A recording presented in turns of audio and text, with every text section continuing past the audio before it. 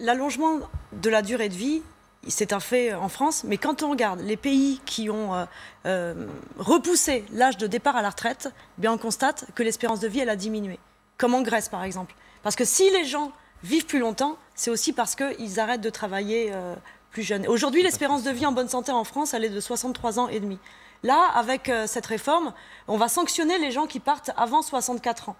Donc ça veut dire qu'en fait, on ne permet pas aux gens qui ont travaillé toute leur vie de pouvoir partir à la retraite dans des bonnes conditions de santé. Parce que M. Macron avait dit qu'il ne toucherait pas à l'âge de départ à la retraite. L'âge légal de départ à la retraite, 62 ans.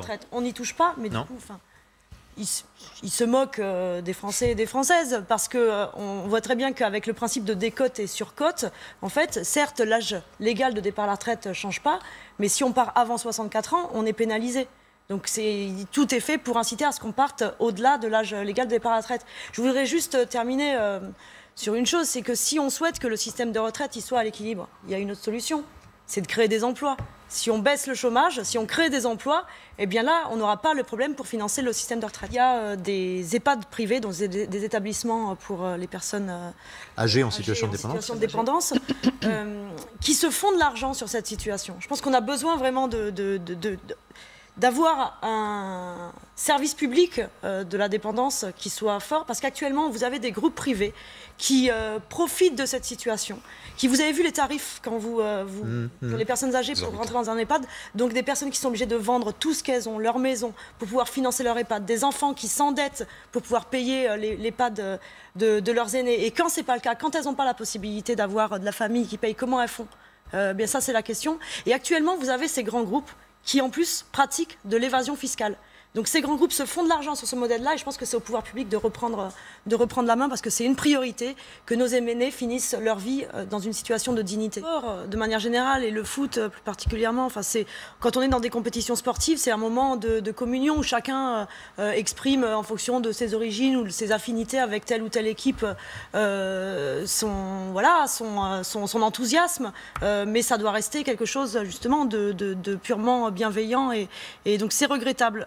Maintenant, je pense qu'il faut s'inquiéter du risque de ces groupuscules d'extrême droite qui émergent, qui se développent de plus en plus. Il y a eu un rapport, il y a eu une commission d'enquête parlementaire menée par Muriel Ressiguier à l'Assemblée nationale qui a rendu ses conclusions au mois de juin, et qui montrait justement qu'il y avait une émergence d'un risque terroriste d'ultra-droite, justement, dans notre société. De plus en plus de petits groupes, de petits groupuscules qui avaient des volontés dangereuses, inquiétantes, et je pense qu'effectivement, il faut avoir un œil là-dessus. Mais ça ne doit pas gâcher des compétitions sportives et l'enthousiasme du sport et la communion entre Monsieur Emmanuel Macron a droit aux vacances comme tout le monde.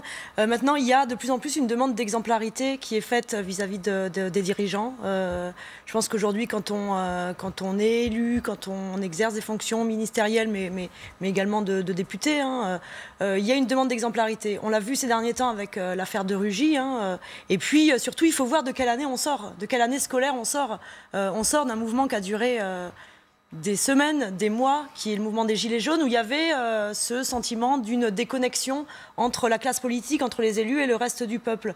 D'où cette demande qui est faite, et d'ailleurs à juste titre de la part d'Emmanuel Macron à ses ministres, de dire, bon ben voilà, vous partez en vacances, mais comme vous le disiez, il y a une exigence de sobriété, de ne pas aller être trop loin, d'être en capacité de répondre au téléphone, et puis de vous rendre sur place si jamais il y a une urgence, qui semble assez logique vu l'année qu'on vient de vivre.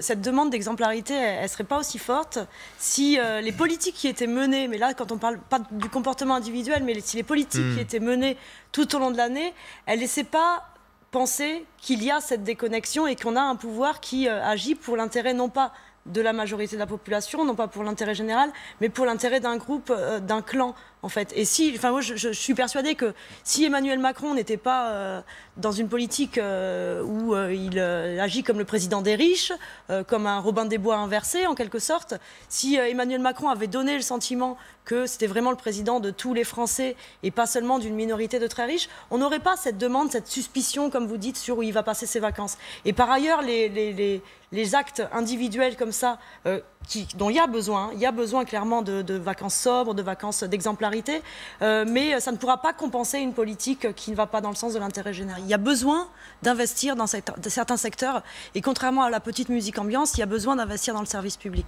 Il y a besoin d'investir dans les hôpitaux.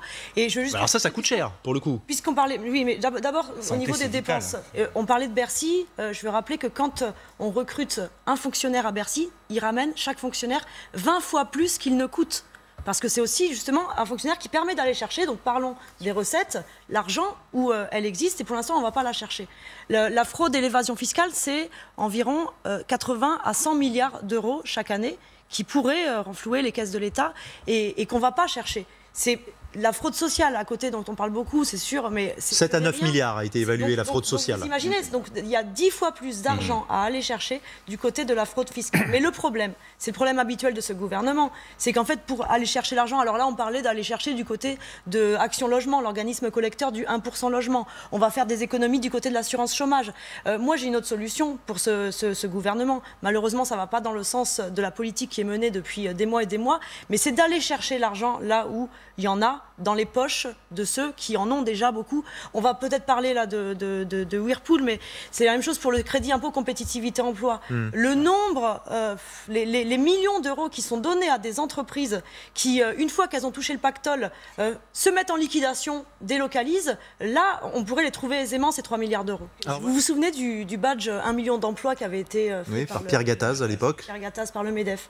J'ai l'impression que depuis 20 ans, 30 ans, on entend toujours la même petite recette magique, mais qui en fait n'a jamais marché, qui est de dire si on baisse les charges des entreprises, on va recréer de l'emploi, on va recréer de la compétitivité, on va relancer l'économie.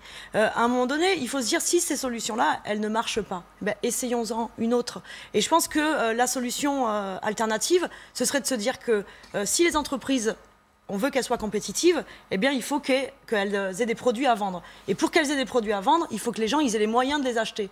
Et si on pouvait relancer, alors ce qu'on appelait à l'époque les solutions keynésiennes, si on pouvait réinjecter du souffle dans l'économie en redonnant du pouvoir d'achat aux gens, eh bien là, les entreprises, elles n'embauchent pas pour faire plaisir à leurs salariés. Quand on donne 5 milliards d'euros sur le revenu, c'est quand même un petit peu du pouvoir d'achat. Les entreprises, il y a aussi, je pense que quand on est une entreprise, donc on est sur un rapport économique, on n'embauche pas pour faire plaisir à les salariés, pour faire la charité, on embauche parce qu'il y a un carnet de commandes à remplir, parce qu'on a besoin de faire de l'activité.